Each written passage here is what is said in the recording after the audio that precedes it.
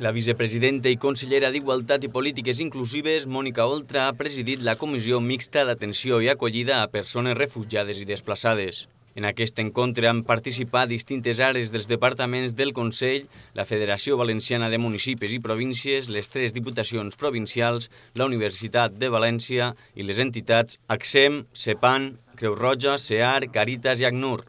Després de la reunió, Mònica Oltra ha aprofitat per a demanar al govern central més voluntat política per tal de posar en marxa l'acollida de les persones refugiades. S'acosta l'hivern, de fet ja està així, i hem de treure, tenim l'obligació no només moral sinó legal de treure les persones refugiades d'allí i de donar-los una acollida en la Unió Europea.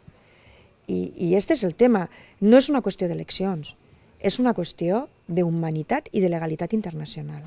Fins ara, hi ha un total de 133 municipis adherits a la xarxa de municipis acollidors i més de 1.400 places destinades a persones refugiades. Cajamar ens ha cedit 3 pisos per a 5 anys per a persones refugiades o persones migrants que podrien ser pisos d'acollida durant 5 anys, el qual també demostra la implicació que la societat valenciana, i en aquest cas una entitat bancària, tenen amb l'acolliment de persones que estan en una situació de vulnerabilitat o d'un desplaçament forçós. Una comunitat preparada i organitzada que, segons la vicepresidenta, disposa dels recursos necessaris, com són les ciutats refugi, les ONGs, el sistema educatiu i sanitari i el Departament de Multilingüisme per tal de rebre les persones refugiades de la millor manera possible.